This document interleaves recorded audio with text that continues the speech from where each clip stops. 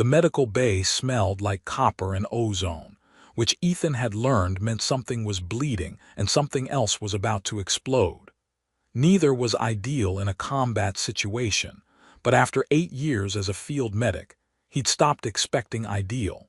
The ceiling groaned above him, debris shifting in ways that suggested the structural integrity of this particular section of ruined research station was more theoretical than actual. Somewhere above, Kresh soldiers were methodically searching through the wreckage, their chittering communication sounds carrying through the twisted metal like insects in walls. Ethan pressed himself against the remains of a medical cabinet, checking his supplies with the grim efficiency of someone doing inventory at his own funeral.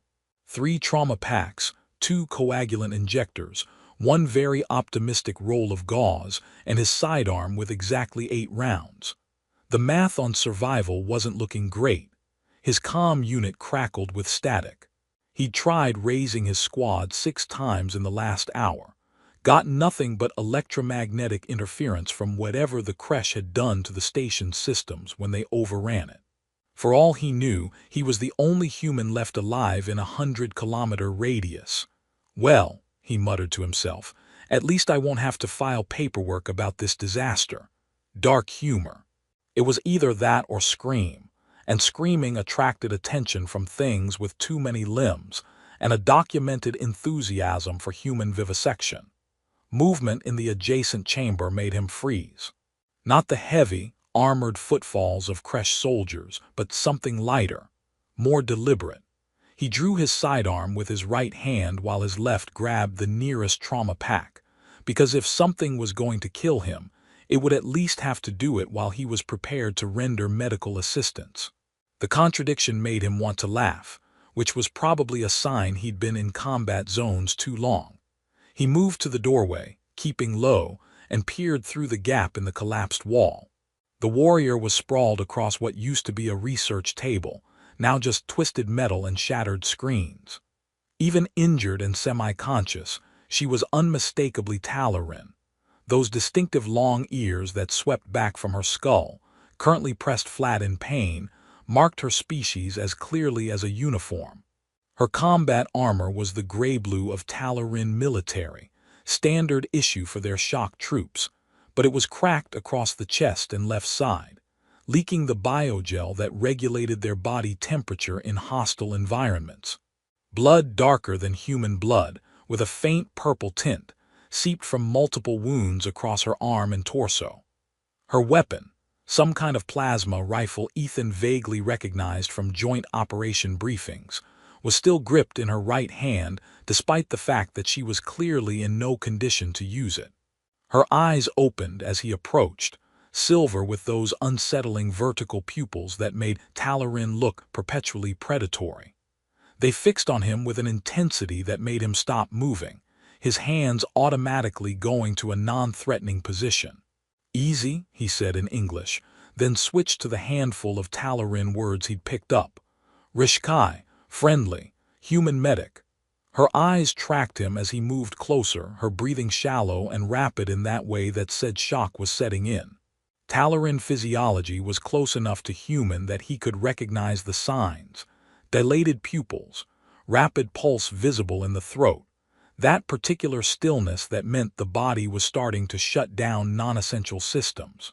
"I'm going to help you," he said, keeping his voice level and calm. "Need to check your injuries." "Yes." She tried to speak, but it came out as a rasp. Her lips moved, forming words he couldn't hear. He leaned closer, and she managed to force sound through her damaged throat. Sarithva. A name. She was giving him her name, which his brief cultural training suggested was significant for Talarin, though he couldn't remember the exact protocol. He filed it away and focused on the immediate problem of keeping her alive. "Ethan," he offered in return, settling beside her and pulling out his medical scanner. "Combat medic, Terran Alliance 4th Fleet. You're going to be fine, Sarithva, but I need you to stay still while I work." The scanner confirmed what his eyes had already told him: multiple lacerations, possible internal bleeding, severe trauma to the left side, shock setting in. The good news was none of it was immediately fatal if he worked fast. The bad news was he'd never actually treated a Talaran in field conditions before. Just simulations and one very awkward training session with a Talaran medical officer who'd clearly resented having to teach humans about their anatomy. He grabbed the universal coagulant from his pack, one of the few medical innovations that worked across most carbon-based species, thank God for small miracles, and prepped the injector. "This is going to hurt," he warned her. "Your species processes pain differently than mine, but the coagulant still burns like hell according to every Talaran I've asked. Ready?" She gave a single sharp nod, her jaw clenching in anticipation. He pressed the injector to her neck, where the major artery pulsed beneath the skin and triggered it. The coagulant hissed into her bloodstream, and he watched her entire body go rigid, every muscle locking up against the pain. But she didn't make a sound. Not a gasp, not a whimper, nothing. Just that terrible stillness while her body screamed silently. Talaran discipline, he thought. They were trained from childhood to endure pain without showing it, to treat their own bodies as weapons that should function regardless of damage. Effective for producing soldiers. Absolutely brutal as a way to live. The coagulant did its job, the worst of the bleeding slowing to manageable levels. But she still had shrapnel embedded in her arm and side, and removing it was going to require more than just chemical intervention. "I need to extract the shrapnel," he told her, pulling out his surgical kit. "It's going to require contact, physical contact. Is that," he struggled to remember the protocol, "is that permitted?" Her silver eyes fixed on him with an expression he couldn't read. Talaran faces were hard for humans to parse. The bone structure was similar enough to be familiar, but different enough to make all the micro-expressions wrong. "Necessary," she rasped. "Proceed." Professional, clinical. Exactly what he'd expect from a species that treated emotions like system malfunctions. Ethan positioned his portable light to give him the best view of the injuries and began the delicate work of removing metal from flesh. His hands were steady. They always were during actual medical work. It was only before and after that they shook, as he used the extraction forceps to grip the first piece of shrapnel. "Breathe," he told her, though he wasn't sure Talaran actually needed that reminder. "On 3. 1, 2, he pulled on 2, an old medic trick because patients always tensed on 3. The shrapnel came free with a sound like tearing fabric, and he saw her hand clench around her weapon hard enough that the metal creaked. But still, no sound. "You're tougher than most humans I've treated," he said, moving to the next piece. "We scream. Lot of screaming in human medicine. Sometimes from the patients, sometimes from the medics when things go really wrong." He was babbling, filling the silence with words because silence in medicine meant he was thinking too hard about what he was doing, and thinking too hard led to hesitation, and hesitation killed people. Another piece of shrapnel extracted. Then another. He worked with methodical care, cleaning each wound as he went, applying coagulant gel to the deeper lacerations. Her blood was cooling on his hands, that strange purple-dark color that marked her as fundamentally other despite the similarities. "Almost done with the arm," he said. "The torso wounds are going to be more complicated. Some of that shrapnel is close to what I think are major organs, and I'm going to be honest with you. My knowledge of Talaran anatomy is mostly theoretical. I've studied the diagrams, but I've never actually. You are doing well." Her voice was stronger now, the coagulant giving her system enough stability to function. "I am alive. Therefore, your knowledge is sufficient." "That's one way to measure success," Ethan muttered, extracting another piece of metal. "I prefer my patients to stay alive long-term, not just technically alive for the next 10 minutes. Talaran do not require long-term survival to measure success. We require victory." "Yeah, well, I'm human. We're sentimental about keeping people breathing." He finished with her arm and moved to assess the torso wounds. This was going to require removing part of her armor, which was its own challenge. Talarin bioarmor was partially integrated with their skin through neural connections he didn't fully understand. Removing it wrong could cause additional trauma. "I need your help with the armor," he said. "The biolocks. I can't open them from outside." She looked down at the damaged plates, and for the first time he saw something like hesitation in her expression. Her hand moved to the release mechanism, hovered there, then dropped back to her side. "The armor is," she stopped, seemed to struggle with the words. "It is our second skin, our protection. To remove it is to be vulnerable." "You're already vulnerable," Ethan said gently. "You're injured, separated from your unit, trapped in hostile territory. The armor isn't protecting you anymore. It's trapping the wounds and preventing treatment." Her silver eyes met his, and he saw something in them that surprised him. Not anger or fear, but something closer to pleading, as if she was asking him to understand something she couldn't articulate. "I'll be careful," he promised. "I'll protect you while you're vulnerable. That's my job." She studied his face for a long moment, then slowly, reluctantly, triggered the biolocks. The armor plates separated with a hiss of depressurizing gel, pulling away from skin that was marked with scars. Ritual patterns, he realized, swirling designs that looked both decorative and purposeful. Beneath the armor, she was as vulnerable as any being he'd ever treated. Just skin and muscle, and the fragility of biology pretending to be strong. He began working on the torso wounds, his hands necessarily gentle as he probed the injuries.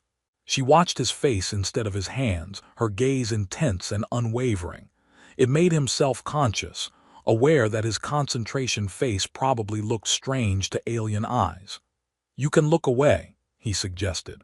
"Most people prefer not to watch me dig around in their insides. I am not most people, and you are not most medics." "What makes you say that?" "Most medics do not risk themselves for wounded Talarin. Our alliance with humanity is one of necessity, not affection. We are tools to you as you are tools to us." Ethan paused in his work, looking up at her. "Is that what you think? That I'm only helping you because of political necessity? Why else would you help? We are not your people. We do not share your values or your culture. We are cold to you, difficult to understand. Even your military command finds us." She searched for the word. "Unsettling." "Yeah, well, you're also bleeding out in front of me and I'm a medic. That's reason enough." He returned to extracting shrapnel, his voice matter of fact. "I don't need to understand your culture or find you comfortable to know that leaving someone to die when I can help is wrong. That's not politics, that's just being human." She was silent for several heartbeats. Then, "Your species is strange. We get that a lot." He was working on a particularly deep wound near what he hoped wasn't a vital organ when the building shook. Dust rained from the ceiling, and somewhere above them something collapsed with a sound like thunder. Sarithva tried to sit up, her hand reaching for her weapon. "The creche, they are close." "Yeah, I noticed." Ethan pressed her back down, not gently. "And you're going to stay exactly where you are until I'm done, or you'll bleed out in the next 10 minutes. Your choice, die fighting or live to fight later." Her jaw clenched, muscles tensing against his hand where it pressed on her shoulder. For a moment he thought she might push him away, might choose death in combat over the indignity of medical treatment. Then she subsided, settling back against the broken table. "Finish quickly." "Working on it." But his hands moved a little faster anyway. The next piece of shrapnel was lodged deeper than Ethan liked, close enough to what his scanner identified as a major blood vessel that one wrong move could turn a survivable injury into a fatal hemorrhage. His hands, which had been steady through countless field surgeries, suddenly felt the weight of what he was doing. This wasn't just another wounded soldier.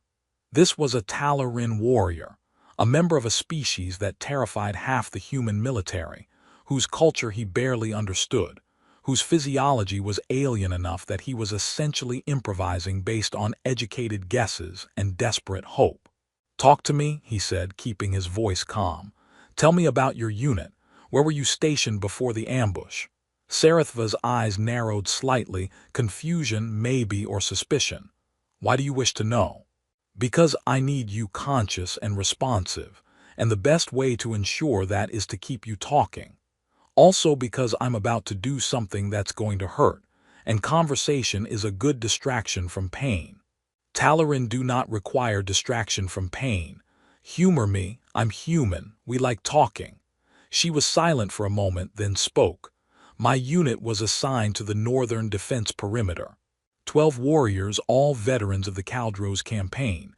We held the line for 6 hours against Kresh assault forces. Her voice carried a note of pride. None of my warriors fell.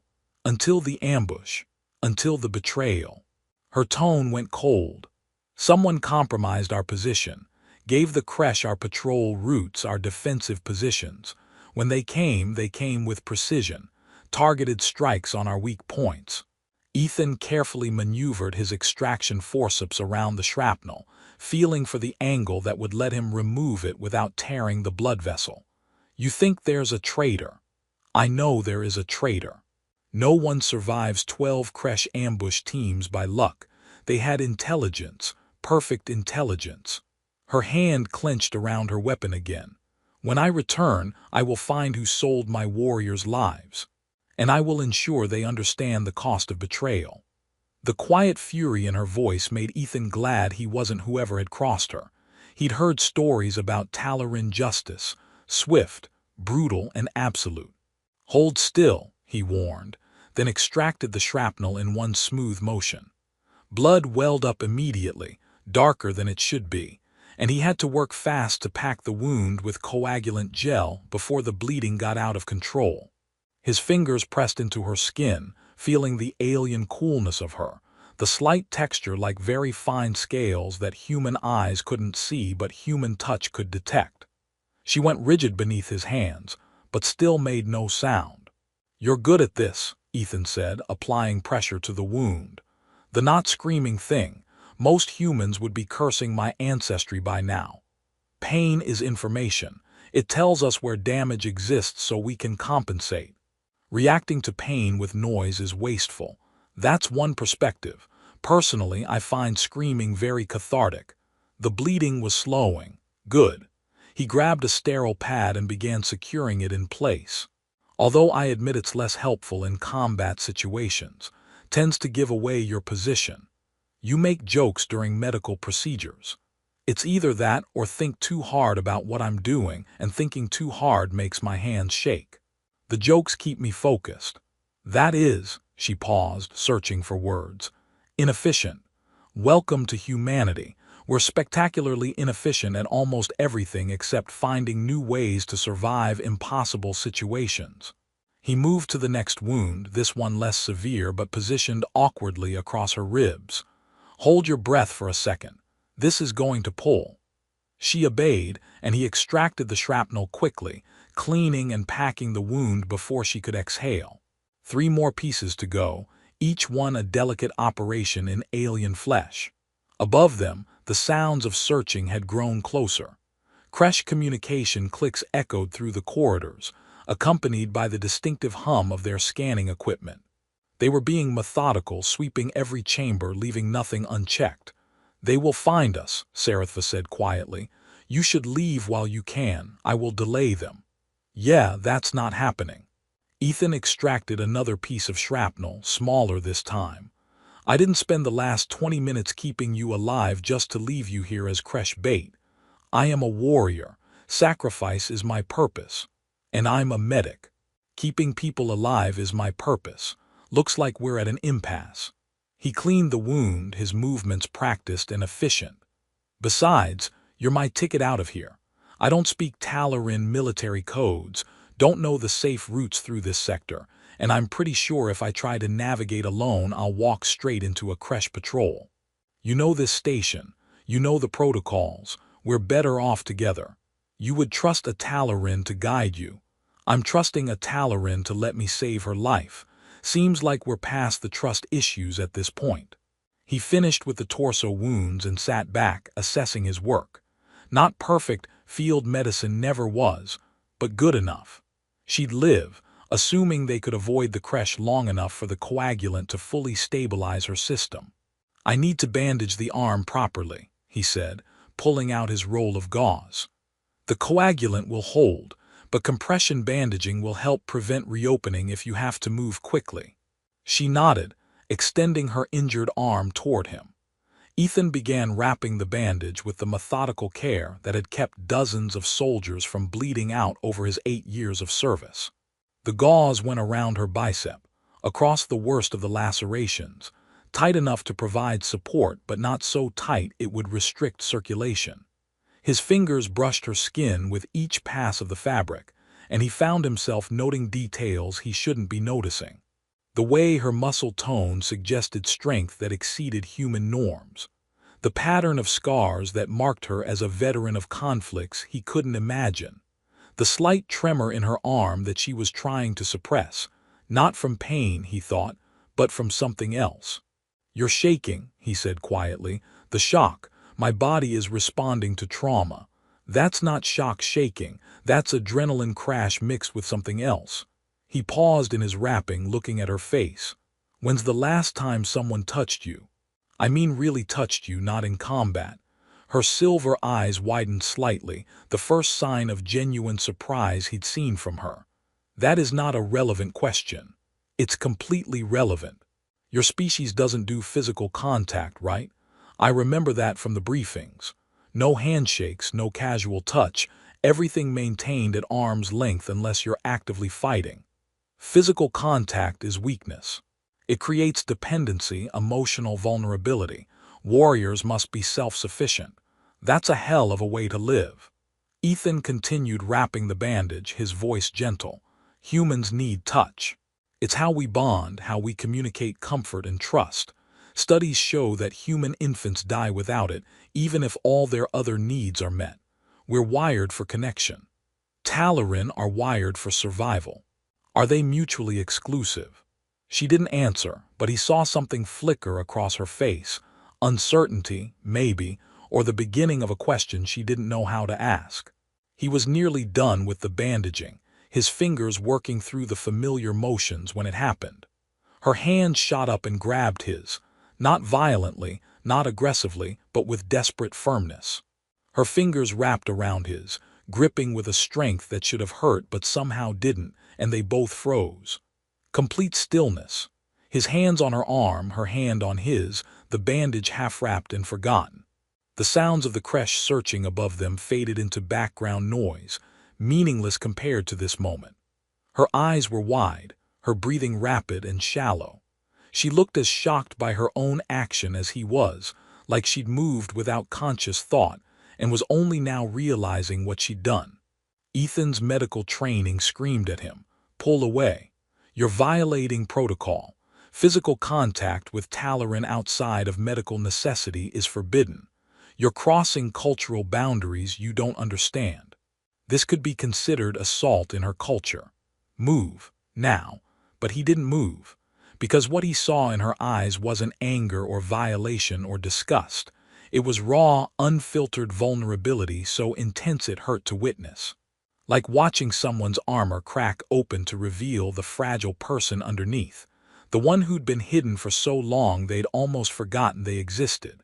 She was trembling, not from shock or adrenaline or pain, but from this, from the contact, from the touch, from feeling another being's warmth against her skin in a way that had nothing to do with violence or medical procedure. "Sarithva," he said quietly, carefully, giving her every opportunity to pull away. "Are you okay? Do you want me to stop?" She didn't pull away. Her grip on his hand tightened slightly, her thumb moving against his palm in what might have been unconscious exploration or might have been deliberate. The movement was small, tentative, like someone testing the reality of something they'd only imagined. When she spoke, her voice was barely a whisper. "I have never," she stopped, started again in her own language, then forced the words into English. "I have never felt safe." The confession broke something in Ethan's chest, cracked open all the careful emotional distance he'd built over 8 years of watching people die. He'd seen soldiers broken by combat, seen civilians destroyed by war, seen every variation of human suffering that conflict could produce. But he'd never seen this kind of deprivation. This fundamental lack of something so basic that humans took it for granted. "You're safe now," he heard himself say, his voice rough with emotion he hadn't meant to show. "I've got you. You don't have to be strong alone." Her eyes filled with moisture, tears, he realized with shock, because he hadn't known Talarin could cry. The tears didn't fall, held back by years of training and discipline that said showing emotion was weakness, but they were there, making her silver eyes shimmer in the dim light.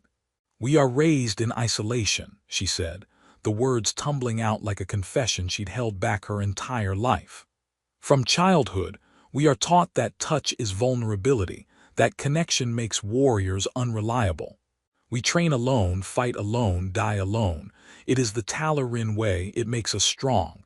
"Does it?" Ethan asked quietly. "Or does it just make you alone?" "I do not know."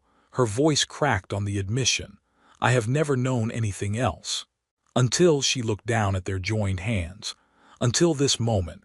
Until you touched me with gentleness instead of violence and I felt what? Everything." The word came out broken. "I felt everything I have been trained not to feel. Safety, trust, the possibility that vulnerability is not the same as weakness." Her thumb moved against his palm again, that small tentative touch. "I do not know what to do with these feelings." Ethan made a decision. Moving slowly, telegraphing every motion, he shifted his free hand to continue wrapping the bandage one-handed. It was awkward, inefficient, completely contrary to proper medical procedure. But he didn't let go of her hand. She watched him work, something like wonder dawning in her expression as she realized what he was doing. He was continuing the treatment while maintaining the contact, refusing to make her choose between medical care and this unexpected moment of connection. "In human medicine," he said as he wrapped gauze with one hand, "we call this bedside manner. The technical skill is important, but so is the comfort, the reassurance. We touch patients not just to treat them, but to remind them they're not alone in their suffering. That is inefficient. That's human." He secured the bandage with medical tape, still holding her hand with his other. "We're messy and emotional, and we need each other in ways that probably don't make sense to your culture, but it works for us. It keeps us sane in an insane universe. I am beginning to understand why your species confuses mine. The feeling is mutual."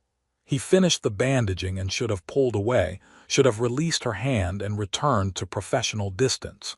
But he didn't. He sat there in the ruins, holding hands with an alien warrior while the Kresh hunted them, and it felt like the most important thing he'd done in years. Sarithva's breathing had steadied, synchronized with his without either of them consciously trying. Her grip on his hand remained firm but had lost that desperate edge, settling into something more like trust. "My full name," she said quietly, "is Sarithva of the Broken Spear clan. Among Talarin, names are only shared between warriors who have saved each other's lives or between family." She paused. "You have saved my life, Ethan Rivers. By our customs we are now bonded." "Bonded how?" "I do not know the human word. It is," she searched for translation, "a connection that transcends alliance. You are responsible for my life and I for yours. Our fates are linked until one of us falls in battle or the bond is formally dissolved." That seems like a significant commitment for bandaging some wounds. "It is not the wounds. It is the manner of healing." Her silver eyes held his. "You did not treat me as a tool or an ally of convenience. You treated me as someone worth saving for their own sake. That is rare in my experience. That is worth bonding over." Another explosion rocked the building, closer this time. Dust and debris rained down and a crack appeared in the ceiling above them, growing wider with each tremor. "We need to move," Ethan said, but he still didn't release her hand. "Yes." Sarithva tried to stand, and this time he helped her, his arm going around her waist to support her weight as she got her feet under her. She was taller than him by several inches, built for strength and speed in ways human biology hadn't prioritized. They stood there for a moment, her leaning against him, his arm supporting her, their hands still clasped. both of them acutely aware they were touching in multiple places, maintaining contact that served no medical purpose, crossing boundaries neither of their cultures would approve of. "Your people will question this," she said quietly, "when they learn of our contact." "Yeah, probably. Talaran freak out most humans. Too disciplined, too cold, too other. Command barely trusts you as allies." He looked up at her. "What about your people? What will they do when they find out you let a human touch you?" "They will demand explanation. They will say I have been compromised, made weak, lost the discipline that defines our warriors." Her expression hardened. "They will see this as failure. And what do you see it as?" She looked down at their joined hands, then back at his face. When she spoke, her voice was quiet but certain. "I see it as the first time in my life I have felt like more than a weapon. The first time someone has touched me, and I did not feel threatened or violated or reduced to my function." A small smile crossed her face, uncertain and unpracticed but genuine. "I see it as something worth defending. Even if it costs you. Especially if it costs me.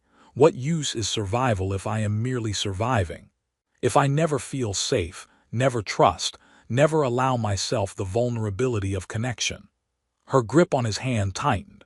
"You showed me there is more to existence than discipline and duty. I will not forget. I will endeavor not to bleed on you further." "Appreciate it." They moved toward the exit, Sarethva limping but mobile, Ethan staying close enough to support her if needed. The corridor beyond was dark, lit only by emergency lighting that flickered unreliably. Smoke hung in the air, making every breath taste like burning metal.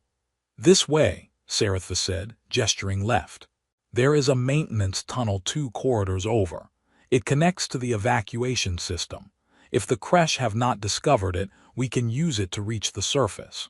And if they have discovered it, then we fight our way through." She glanced at him. "You are trained in combat, yes, not merely medicine." "Every medic is a soldier first. We just prefer to heal rather than kill." He checked his sidearm. "But I know how to shoot when I need to." They moved through the ruined station, keeping to shadows, avoiding the main corridors where Kresh patrols were most likely. Twice they heard soldiers pass nearby and had to freeze, pressing against walls, barely breathing. Each time, Sarethva's hand found his in the darkness, that small contact grounding them both. The maintenance tunnel entrance was exactly where she'd said, hidden behind a collapsed wall section that made it look inaccessible. Together they moved the debris, revealing a narrow passage that descended into darkness. "After you," Ethan said. "You trust me to lead. You haven't killed me yet. That's a pretty good track record for this mission." That small smile again, still uncertain but lasting longer this time. "Your species' humor is strange. You're not the first to mention it." They descended into the tunnel, leaving the ruined medical bay behind. As they moved through darkness, guided only by Ethan's tactical light and Sarethva's knowledge of the station, he found himself thinking about what had happened. A Talaran warrior had grabbed his hand, had held on, had confessed vulnerability and fear and need, had smiled, and he'd let her. More than that, he'd wanted her too. Whatever they'd started in that medical bay, whatever bond had formed between them in that moment of contact, it was dangerous and unprecedented and absolutely forbidden by both their worlds.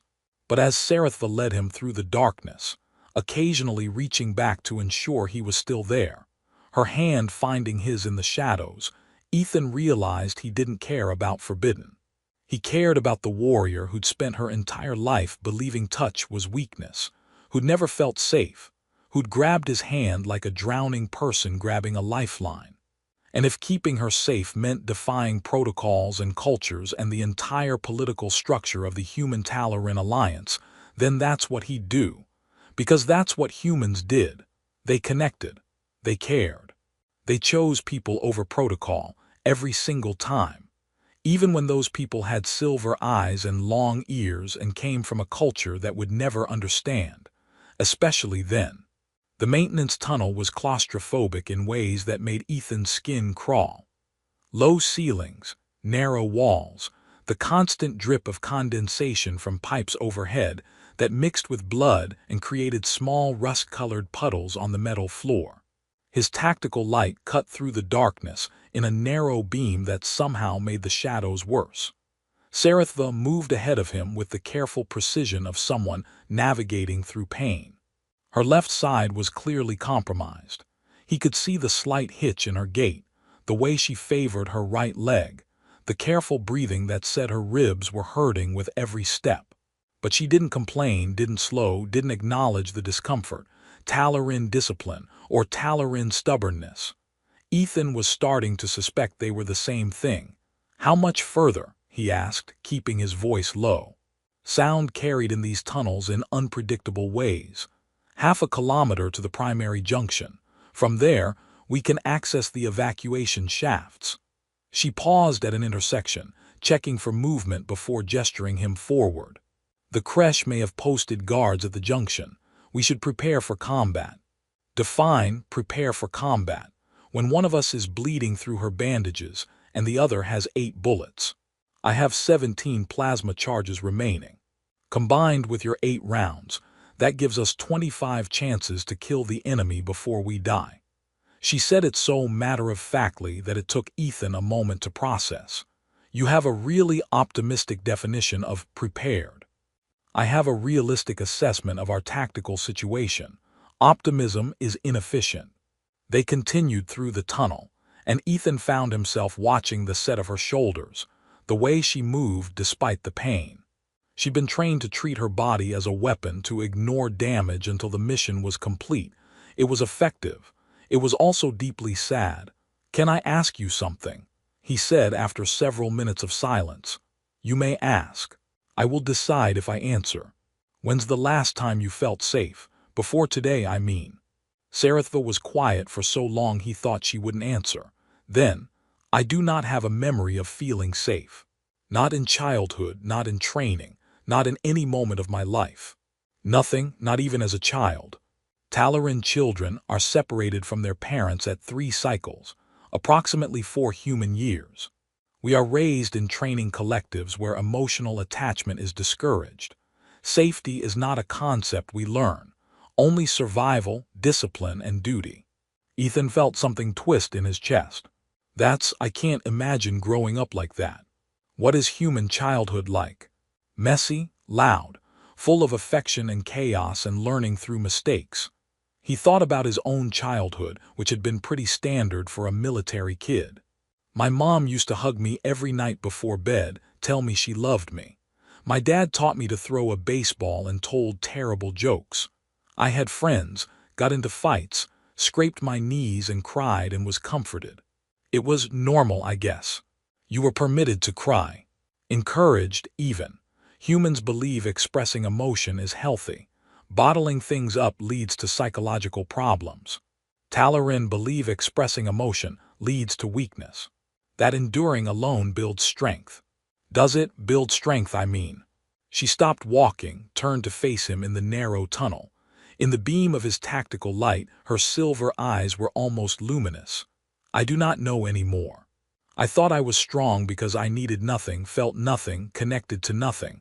But when you touched my hand, she paused, struggling with words. I did not feel weak. I felt complete.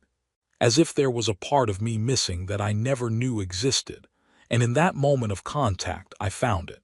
Ethan stepped closer, close enough that he could see the rapid pulse in her throat, the way her breathing had quickened. What part? The part that wants to be more than a weapon. The part that craves gentleness and safety and the touch of another being who sees me as a person, not a tool. Her hand moved, tentative and uncertain, reaching toward him. Am I permitted to? He took her hand before she could finish the question, their fingers intertwining in the darkness. Her skin was cool against his, that faint scale texture subtle under his palm, and he felt her entire body relax at the contact. You don't need permission, he said quietly. Not from me. If you want to touch to connect, that's your choice. I'm just honored you're choosing to do it with me. Why are you honored? I am alien to you, difficult to understand. My people are cold and distant. We do not integrate well with humans. Maybe that's exactly why. Because you're choosing to be vulnerable with someone from a species you don't fully understand, trusting me despite every cultural instinct telling you not to. He squeezed her hand gently. That takes incredible courage, Sarithva. It feels more like surrender than courage. Sometimes they're the same thing. They stood there in the maintenance tunnel, hands clasped, while somewhere above them the creche continued their methodical search. It was insane, tactically unsound, completely counter to every survival instinct Ethan had developed in 8 years of combat medicine. But it also felt more real than anything he'd experienced in those 8 years. A sound echoed through the tunnel, footsteps, multiple sets, the distinctive chittering of creche communication. Sarithva's grip on his hand tightened, then released as she raised her plasma rifle. "Behind the junction box," she whispered, gesturing to a cluster of industrial equipment that would provide minimal cover. 3 soldiers, possibly 4, standard patrol formation. They pressed themselves into the shadows, weapons ready. Ethan's heart hammered against his ribs, adrenaline flooding his system. He'd been in firefights before, but usually as support, dragging wounded soldiers to safety while others did the shooting. This was different. This was him and one injured Talaran against an unknown number of creche in close quarters. The footsteps grew closer. Ethan could see movement in the darkness ahead, the faint bioluminescence that creche exoskeletons gave off, like deep-sea creatures adapted for environments without light. Sarithva's hand found his in the darkness, squeezed once, a gesture that might have meant be ready, or might have meant thank you for earlier, or might have meant something neither of them had words for. Then she released him and steadied her rifle. The first creche soldier rounded the corner, its compound eyes scanning the tunnel with alien precision. Sarithva's plasma rifle hummed once, a bolt of superheated energy striking center mass. The soldier dropped without a sound, its chitinous armor smoking. Chaos erupted. 3 more creche appeared, returning fire with their own weapons. Energy bolts scorched the walls, filled the air with the smell of burning metal. Ethan fired twice, his rounds punching through armor with satisfying accuracy. 1 creche fell, then another. But the 4th was advancing, its weapon tracking towards Sarithva, and she was out of position, still recovering from the recoil of her last shot. Ethan moved without thinking, stepping between her and the creche, firing his remaining rounds. The first 3 missed in the chaos. The 4th caught the creche in what passed for a throat, dropping it mid-stride. Silence fell, broken only by their heavy breathing and the crackle of energy weapons cooling. "That was tactically unsound," Sarithva said, her voice slightly unsteady. "You placed yourself in danger to protect me." "Yeah, well, we're bonded, remember. Your life is my responsibility." Ethan checked his weapon, empty, as he'd known it would be. "Looks like I'm down to harsh language and medical supplies for the rest of this mission." She stared at him, something working behind those silver eyes that he couldn't quite read. Then she did something that shocked him more than the firefight had. She reached out and touched his face. Her palm rested against his cheek, cool and gentle, her long fingers tracing the line of his jaw with exploratory care. She was trembling again, but this time it wasn't from shock or pain.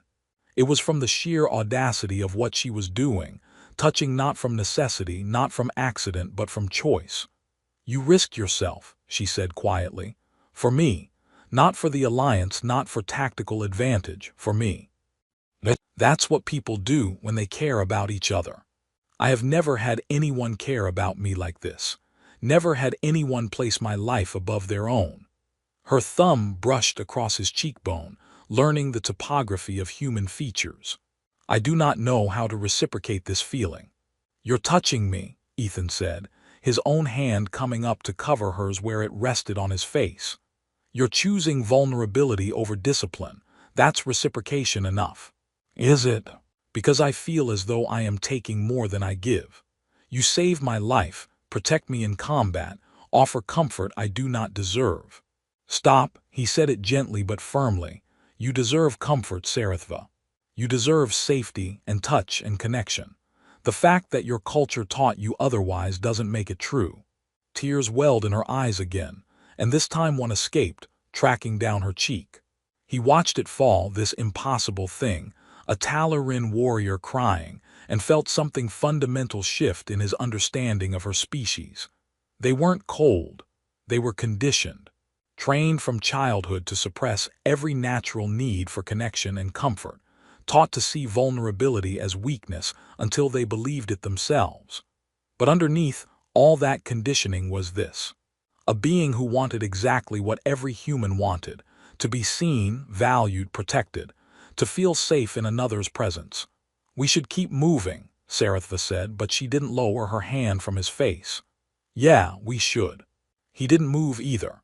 They stood there for another heartbeat, then two, frozen in this moment of contact while the tactical situation demanded they flee. Finally, reluctantly, she lowered her hand and they continued through the tunnel. But everything had changed. Every few meters her hand would brush his in the darkness.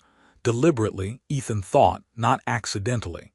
Small touches that served no purpose except to maintain connection, to remind herself this was real, that she was permitted to want this. And each time, Ethan's hand would find hers in response, a silent confirmation that yes, this was real, and yes, she was permitted. The primary junction was a vast chamber where multiple tunnels converged, lit by emergency lighting that cast everything in sickly green. Evacuation shafts lined the far wall, their doors sealed but functional according to the status displays. "That one," Sarethva indicated a shaft on the left. "It will take us to the surface 3 kilometers from the main Kresh encampment. We can signal for extraction from there." They crossed the junction quickly, constantly scanning for more patrols. Ethan's empty weapon felt useless in his hands, but he kept it ready anyway. Sometimes the appearance of being armed was enough. Sarethva accessed the shaft controls, her fingers moving across the interface with practiced ease. The door hissed open, revealing a vertical tunnel that disappeared upward into darkness. "There are emergency rungs," she said. "Can you climb in your condition? I'm not the one who got perforated by shrapnel. Can you climb in your condition?" "I am Talarin, I can climb." "That's not an answer." She turned to face him, and in the green emergency lighting, her expression was almost vulnerable. "I can climb if you are with me. I do not wish to do this alone." "Then you won't have to." Ethan checked the shaft, calculating the climb.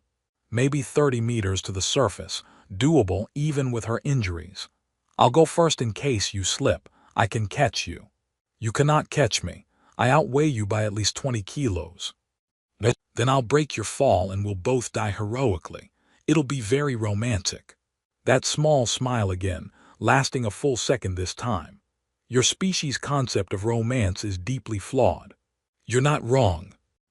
He started climbing, the metal rungs cold under his hands, his medical pack bouncing against his back with each movement. Above him, he could hear Sarethva following, her breathing labored but steady. They climbed in silence, focusing on the rhythm of movement, hand over hand, foot after foot, the slow ascent toward freedom. Halfway up, Ethan heard Sarethva's breathing change, becoming more ragged, and he paused. "You okay up there?" "The wound's pulling. Pain is significant." "Need to stop and rest." "No, the Kresh may discover the junction. We must continue." They kept climbing, but Ethan could hear the strain in her breathing, could imagine the agony of torn flesh pulling with each movement. The coagulant would hold, but the pain would be intense. "Talk to me," he said. "About anything. Distraction helps." "What should I speak of?" "Tell me about your clan, the Broken Spear. Where does the name come from?" Silence for several rungs then. "A battle, 6 generations past. My ancestors held a critical position against impossible odds. They broke their spears fighting, used the shattered weapons to continue combat. None survived, but their sacrifice allowed the fleet to escape. We bear the name to remember that victory sometimes requires breaking." "That's beautiful and depressing in equal measure." "It is Talarin." They climbed higher, the surface growing closer. Ethan could feel cooler air now, smell something other than recycled station atmosphere. "When we reach the surface," Sarithva said quietly, "when we signal for extraction, what happens to us?" "What do you mean?" "This, what we have shared. The touching, the vulnerability. When we return to our units, to our separate commands, does it end?" Ethan stopped climbing, looking up through the darkness toward where he knew she was. "Do you want it to end?" "No, but I do not know if what I want is relevant. Our peoples do not understand connection like this. They will see it as compromise, as weakness. They will attempt to separate us." "Let them try." The words came out more fierce than he intended. "I don't care what command thinks or what your superiors say or what cultural protocols we're violating. What happened between us, that's real. That matters. And I'm not giving it up just because it makes people uncomfortable. You would defy your command structure for this, for me." In a heartbeat, he resumed climbing. "I've spent 8 years watching people die, Sarithva. Watching connections break and love end and everything good in the universe get ground up by war. If I've found something worth protecting, something that makes this endless conflict feel like it has meaning, yeah, I'll defy orders for that." Gladly, he heard something that might have been a sob quickly suppressed. "I have never had anyone speak of me like this, as if I am worth defiance and risk." "Then everyone you've known has been an idiot. You are strange, Ethan Rivers. You're not the first person to mention it." They reached the surface as twin suns were setting over Kesvar, painting the sky in shades of amber and violet. The research station was a smoking ruin behind them, Kresh forces still visible in the distance conducting their methodical search. Ethan pulled Sarithva up the last few rungs and they collapsed together on the rocky ground, breathing hard, alive against all reasonable odds. "We made it," he said, slightly disbelieving. "We did." Sarithva was lying on her back, staring up at the alien sky. "I should signal for extraction." "Yeah, you should." Neither of them moved. Instead, slowly, carefully, the extraction ships descended like metallic angels, their engines kicking up dust that turned the sunset into a haze of copper and gold. 2 ships, one human, one Talaran, approaching from different vectors with the practiced coordination of allies who didn't quite trust each other. Sarithva's hand tightened around Ethan's. "They are here." "Yeah." He didn't let go. "We knew they would be. Once we board, this becomes difficult. Command will separate us for debriefing. They will ask questions." "Let them ask." The ships settled onto the rocky ground with synchronized precision, hatches hissing open to reveal medical teams and armed escorts. Ethan recognized Lieutenant Chen from his unit, her expression shifting from relief to confusion as she took in the scene, her medic sitting on the ground holding hands with a Talaran warrior. "Rivers," Chen jogged over, her medical scanner already active. "Thank God you're alive. We've been searching for survivors for 6 hours." Her eyes flicked to Sarithva, to their joined hands, back to Ethan's face. "What's your status?" "Ambulatory, uninjured, but my patient needs immediate evac. Multiple shrapnel wounds, significant blood loss, possible internal trauma." He still didn't release Sarithva's hand. "She's stable for now, but she needs a proper medical facility." From the Talaran ship, 3 warriors emerged, 2 soldiers, and what appeared to be a medical officer based on the equipment they carried. They approached with that distinctive Talaran efficiency, their long ears swept back in formal positioning. The medical officer, older, with ritual scars that marked decades of service, stopped several meters away, their silver eyes taking in Sarithva's condition and the human medic still holding her hand. "Sarithva of the Broken Spear clan," the officer said in Talaran, which Ethan's limited understanding barely followed. "You live. This is unexpected. I was aided by the human medic." Sarithva's voice had shifted, becoming more formal, but she still hadn't released Ethan's hand. "He preserved my life when I would have fallen. Then we are in his debt." The medical officer's gaze shifted to their joined hands. "You may release him now. We will provide care." "I do not wish to release him." The silence that fell was absolute. Lieutenant Chen stared. The Talarin warriors went completely still, their ears flattening against their skulls in what Ethan's briefings had identified as shock or aggression. The medical officer stepped closer, their voice dropping to something that wasn't quite a whisper but carried a warning. Sarithva, you are in shock. Trauma has compromised your judgment. Release the human and allow us to treat you properly. My judgment is clear. Sarithva sat up slowly, wincing as the movement pulled her wounds, but her grip on Ethan's hand remained firm. This human has shown me something our people have forgotten. He has shown me that vulnerability is not weakness, that connection is not compromise. I will not release him simply because it makes you uncomfortable. This is not about comfort. This is about protocol, about maintaining the discipline that defines our species. Then perhaps our discipline is flawed. Sarithva's voice was quiet but carried absolute conviction. I have spent my entire life alone, believing that isolation made me strong. But in the moments I spent with this human, I felt stronger than I ever have. Not because I needed nothing, but because I allowed myself to need someone and discovered I could trust them with that need. The medical officer turned to Ethan, their expression unreadable. Human, you have provided medical assistance to our warrior. For this, you have our gratitude. But you must understand, physical contact with Talarin outside of medical necessity is forbidden. It creates dependencies that compromise combat effectiveness. With all due respect, Ethan said, keeping his voice level, I think your warrior is plenty combat effective. She killed 3 crushed soldiers while bleeding from multiple wounds. The hand-holding didn't seem to slow her down. Lieutenant Chen made a sound that might have been a suppressed laugh. Rivers, what the hell happened down there? I provided medical care to an injured ally, standard protocol. He looked at Sarithva, saw the small smile tugging at her lips. Everything else was her choice. Everything else appears to be a significant cultural violation, the Talarin medical officer said coldly. Sarithva, you will be debriefed. Your actions will be reviewed. If you have been compromised, I have been liberated. Sarithva stood fully now, still holding Ethan's hand, addressing the medical officer with the authority of someone who had nothing left to lose. For the first time in my life, I understand what it means to feel safe, to trust another being completely. If that is compromise, then I choose compromise over the cold isolation we call discipline. You are injured, traumatized. You are not thinking clearly. I am thinking more clearly than I ever have. She turned to Ethan, and in her eyes he saw determination mixed with fear and hope.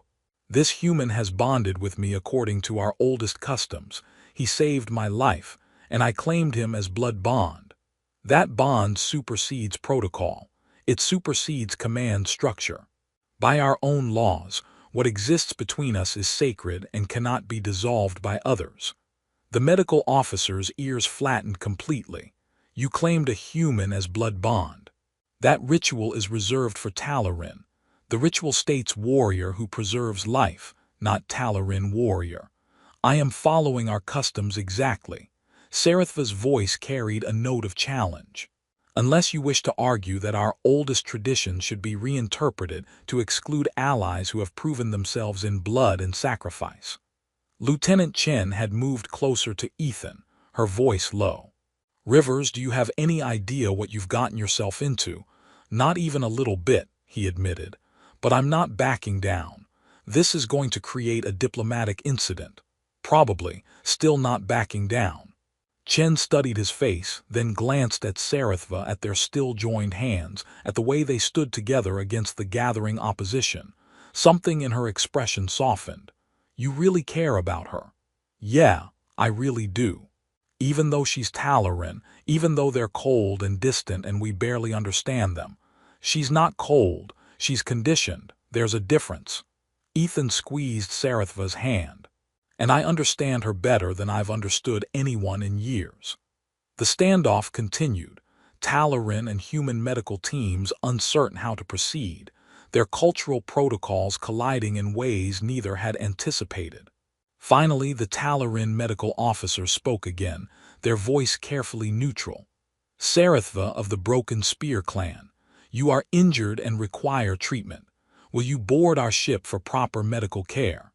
Only if Ethan Rivers accompanies me. That is not, he is human. Our medical facilities are not designed. Then I will board the human ship. She looked at Ethan. With your permission. You don't need my permission. But yeah, our medical bay can handle Talarin physiology. I'll oversee your treatment personally. The Talarin medical officer looked between them, clearly struggling with a situation that had no precedent in their rigid cultural framework. Finally, they gestured to the two warriors. Observe.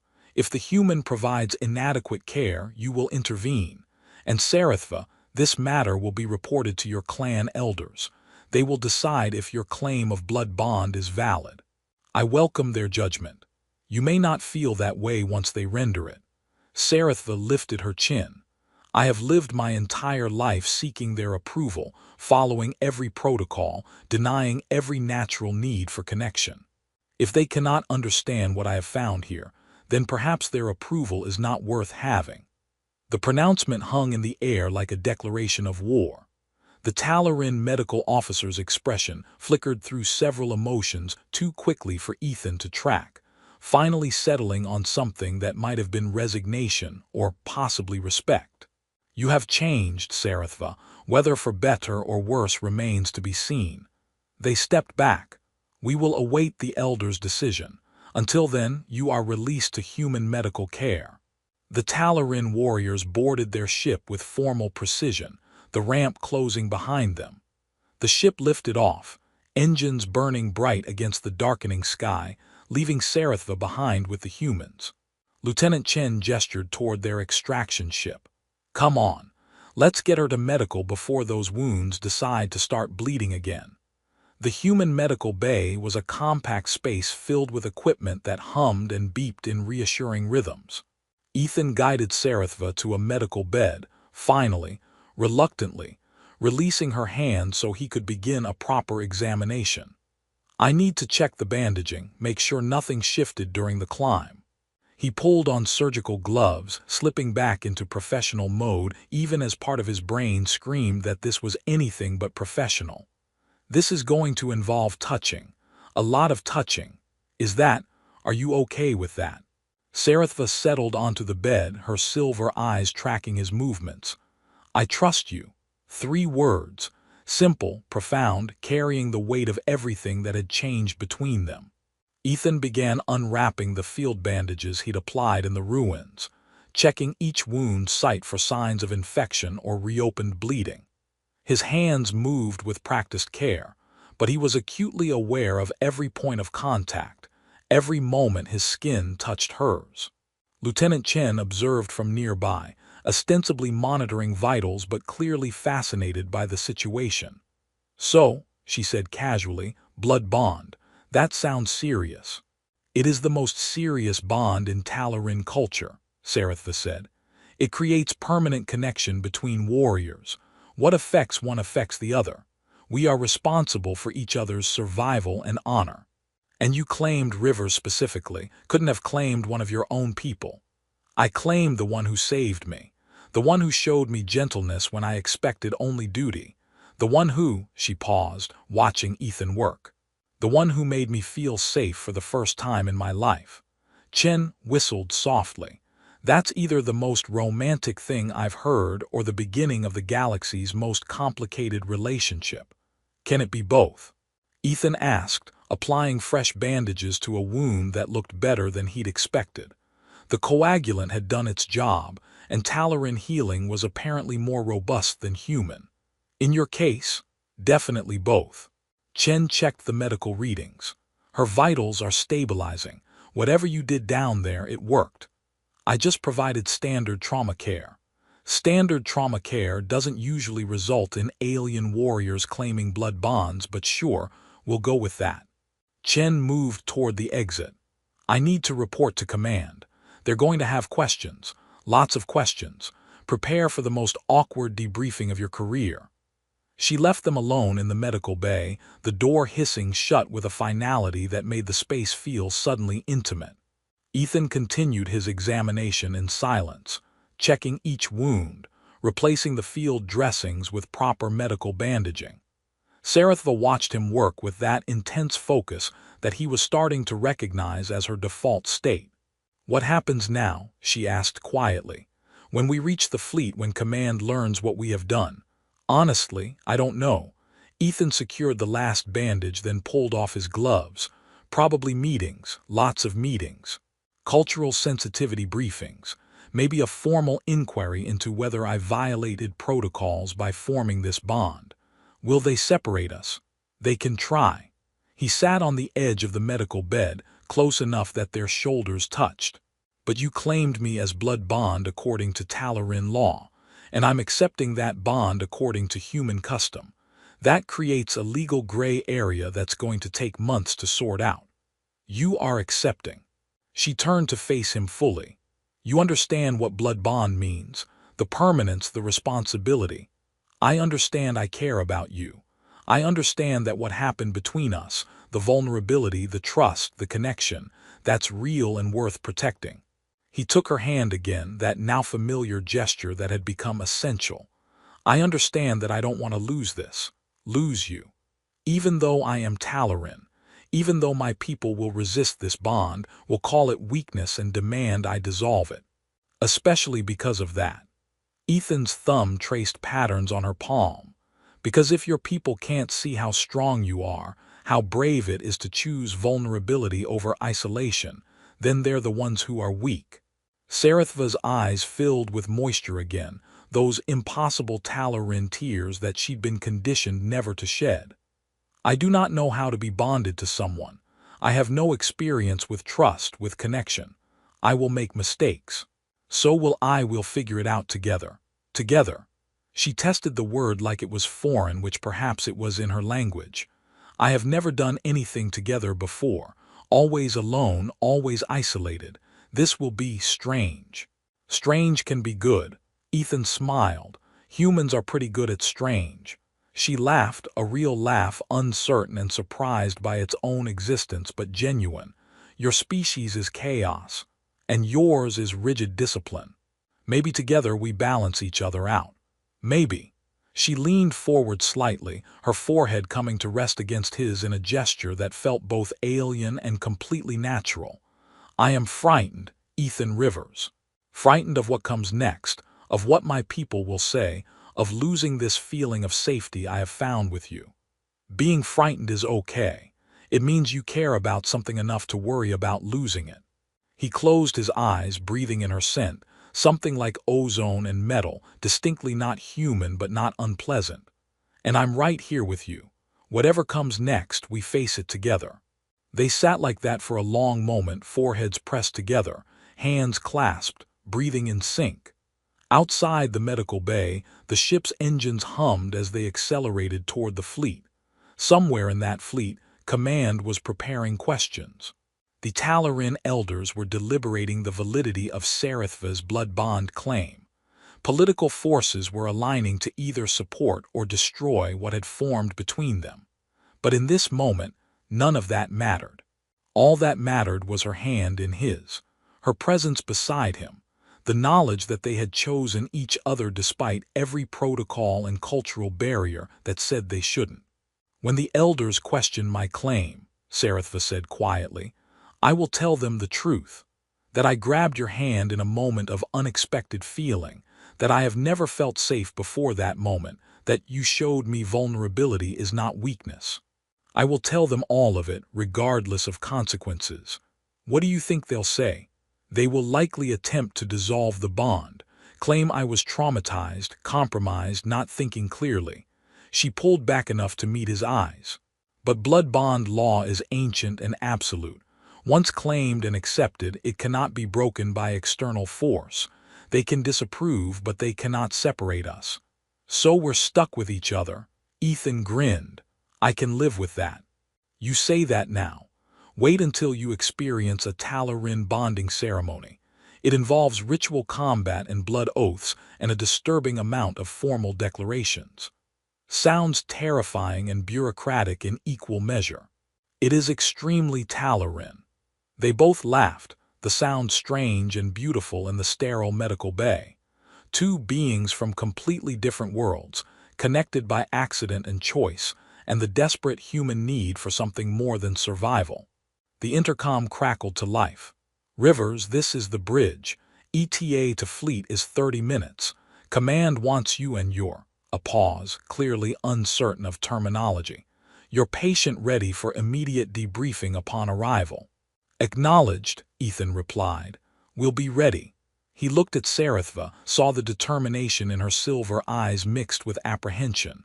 Ready for the most awkward debriefing of both our careers. No, but I will face it anyway. She stood, testing her mobility, and while she moved carefully, she moved well. Because the alternative is losing this bond, and I am not willing to do that. Neither am I. They made their way to the debriefing room together, still holding hands, neither willing to release the connection they'd fought so hard to establish. Officers stared as they passed, clearly confused by the sight of a human medic and a Talarin warrior in such obvious physical contact. Let them stare, Ethan thought. Let them question and judge and try to understand. Because what he and Sarithva had found in those ruins, in that moment when she'd grabbed his hand, and they'd both frozen in recognition of something neither had expected, that was real. That was worth defending against protocols and cultural barriers, and the entire political structure of two allied species. The debriefing room doors opened, revealing a table surrounded by senior officers from both human and Talarin commands. The Talarin delegation included 3 elders, their ritual scars marking them as ancient even by their species' long-lived standards. Ethan and Sarithva entered together, hands still clasped, presenting a united front against whatever judgment awaited. Combat Medic Ethan Rivers, the human commander began, his expression carefully neutral. Warrior Sarithva of the Broken Spear clan, you have been brought here to explain the nature of your connection. Specifically, the claim of blood bond that violates established protocols regarding human-Talarin interaction. Sarithva spoke first, her voice clear and unwavering. I claimed Ethan Rivers as blood bond according to the oldest laws of my people. He preserved my life when I would have fallen. He showed me safety and trust when I had experienced neither. By our own customs, this bond is valid and cannot be dissolved. One of the Talarin elders leaned forward. You claim a human as blood bond. This is unprecedented. Humans are not Talarin. They do not understand our ways, our discipline. Perhaps our ways need to be questioned, Sarithva interrupted, and gasps rippled through the Talarin delegation. I have spent my entire life following discipline that denied me every natural need for connection. It made me an effective weapon but a hollow being. In one afternoon with this human, I learned more about strength, real strength, not the illusion of invulnerability, than in 34 years of training. You speak of weakness, another elder said coldly. Of emotional dependency, I speak of completion. Sarithva's grip on Ethan's hand tightened. Of finding the part of myself that your conditioning taught me to bury and destroy.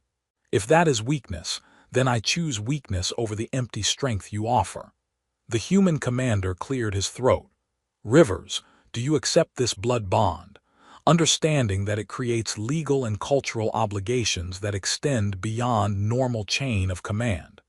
Ethan looked at Sarithva, at the hope and fear and determination in her silver eyes, and knew there was only one answer he could give. I accept, he said clearly. I accept the bond, the responsibility, the complications. I accept all of it because what we've found together is worth whatever challenges come with it. This is madness, one of the human officers muttered. Bonding with an alien species we barely understand. With all due respect, Ethan said, maybe the problem isn't that we're bonding across species. Maybe the problem is that we've spent so long seeing each other as allies of convenience instead of actual people. Sarithva isn't just a Talarin warrior to me. She's a person who was hurt and afraid and needed help. And when she reached out to me, grabbed my hand in that moment of vulnerability, yeah, I could have pulled away. Could have followed protocol and maintained professional distance, but I chose connection instead. I chose to see her as someone worth caring about, and I don't regret that choice for a second. Silence fell across the debriefing room. The commanders and elders exchanged glances, clearly uncertain how to proceed with a situation that had no precedent in either culture's protocols. Finally, the eldest of the Talarin delegation spoke, their voice carrying the weight of centuries. This matter requires deliberation. The bond claim will be reviewed according to ancient law. Until a decision is rendered, you will be separated. No. Sarithva's voice rang out, absolute and uncompromising. Blood bond law states clearly, once accepted, the bond cannot be broken by external force. You may deliberate, you may disapprove, but you cannot separate us. Not legally, not honorably. The elder's ears flattened. You quote our laws at us. I quote the laws you taught me to revere, then abandon when they became inconvenient. Sarithva stood taller, ignoring the pain from her wounds. You cannot have it both ways. Either our ancient customs are sacred and binding, in which case you must respect my bond claim, or they are merely suggestions to be discarded when they don't serve your purposes, in which case your authority has no foundation. The logic was irrefutable, and from the expressions around the table everyone knew it. The human commander sighed. This is going to create complications. Life creates complications, Ethan said. We deal with them. Fine. You'll be assigned joint quarters while this situation is being resolved. But understand, both of you will be under intense scrutiny. Every interaction will be monitored, every decision questioned. The moment there's evidence this bond compromises combat effectiveness or diplomatic relations, it will be challenged. Understood, they said in unison. The debriefing continued for another hour, tedious questions about the ambush, the medical treatment, the specific moments that led to the bond claim. Ethan answered honestly, holding nothing back. So did Sarithva, her voice never wavering even when describing her moment of vulnerability, her confession of never feeling safe. When they were finally dismissed, they walked through the ship's corridors to their assigned quarters, a small space that was neither fully human nor Talarin in design, a compromise that satisfied no one but would have to suffice. The door closed behind them and they were finally, blessedly alone. Sarithva sank onto the bed with a sigh of relief mixed with exhaustion. That was more difficult than combat. Politics usually is. Ethan sat beside her, their shoulders touching. You were amazing in there. The way you challenged the elders, quoted their own laws back at them, that took guts. It took desperation. I could not let them separate us. They won't. You made sure of that. He took her hand again, that gesture that had become their anchor.